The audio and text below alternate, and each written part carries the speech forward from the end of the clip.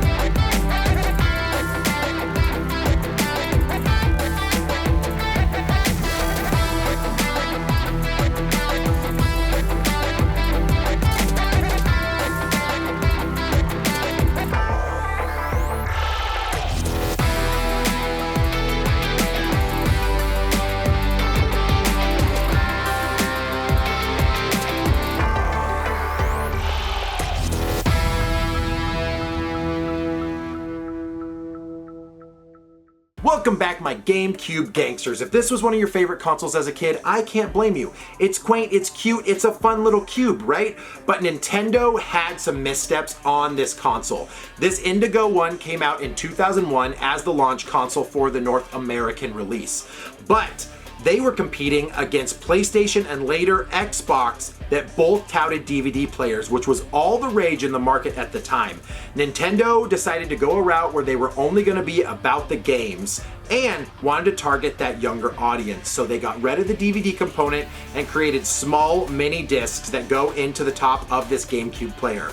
They kept the 4 controller ports and a memory card on the console instead of in the controller like the Nintendo 64. Scrapped the Trident controller, went back to a normal 2-handed controller like most humans do, and offered you the biggest A button you've ever seen in your entire life. They added a cool little handle so you could take it over to your friends, but unfortunately, they were 3rd in the race when it came to what the GameCube had to offer. It was a smaller library and not as many runs of the games were created, which has now made this a very collectible console. So, with that being said though, we're not talking about the console, we're not talking about controllers, we're talking about essential games.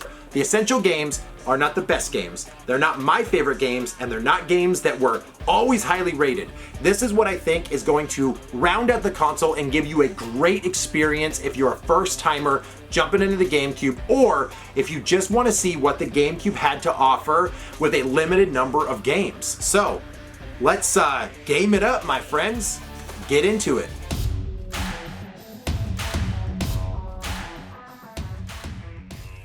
First up, my PacRats, is gonna be a fighting game. Now, before you moan and groan, hear me out. When we're gonna talk about taking general audiences and people that are fighting game fans and putting them together, we've gotta talk about the way the GameCube handled Super Smash Bros. Melee. Now, coming off of the Super Smash Bros. From the 64, this game was incredible. Not only did it showcase the way you should use a GameCube controller, and has ever since been the ideal controller to play with Smash is the GameCube controller. This had fantastic graphics. You got to have so many cool licensed characters come into the GameCube. Marth and Roy from Fire Emblem, which wasn't even released in America yet, had people fall in love with that series. Not only does it have an awesome multiplayer experience for you to throw down with friends, it also has a fantastic single player experience that has lots of replayability and unlockables in this game. If you guys need an essential game for the GameCube, Smash Bros. Melee is where it's at. Listen to Pac Daddy. I know what's up. Next. Next up, my friends, Nintendo went a different direction. Mario had hogged the scene on the last 3 consoles produced from Nintendo, but not this time. No, his green brother was going to take the center stage in Luigi's Mansion. Now, when the developers were creating this, they knew they wanted to go a different direction and give Luigi his own game. They thought it would be unique, different, and it would not feel repetitive as the other games always showcase Mario. Luigi in this game ends up winning a mansion and heads over and has to eliminate all of the ghosts from it. Sounds like a simple story, but when you first start up the game, it is some of the most beautiful graphics that you've ever seen, and as a launch title, holds up to this day. Luigi's main purpose, you clean out the house full of ghosts with a vacuum cleaner. The game is awesome. Not only is there some awesome boss battles in there, the environmental effects are very, very cool, and the music is just foreboding enough that you want just a little bit more when it's all said and done. This game, wrapped up in a little bow, was such an awesome Essentials game for the console, and I definitely believe that you need this one in your library. Funny enough, secret time, Nintendo was going to be a console that allowed you to do 3D.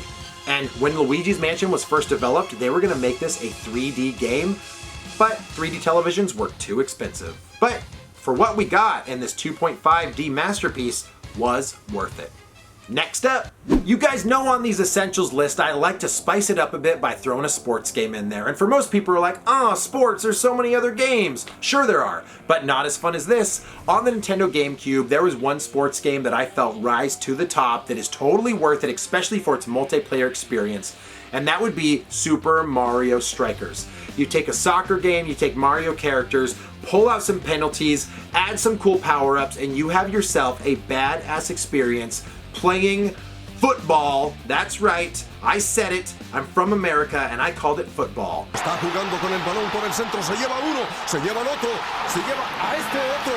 Aquí está jugando, jugada de Mario para Mario. La está pasando bien. Mario! Soccer here with Mario was something Nintendo pushed. This was developed by Next Level Games, who initially was working on the NHL Hits Pro series, had some awesome mechanics from that game ported over here, and Nintendo pushed that fun family style and making it over the top, which always makes Nintendo games incredible. This is a great game where you get to play with a couple characters side by side, a power forward that gives you some special abilities and makes this game super unique and worth your time on the Nintendo GameCube. I know you can prove me wrong, but I doubt it. Next.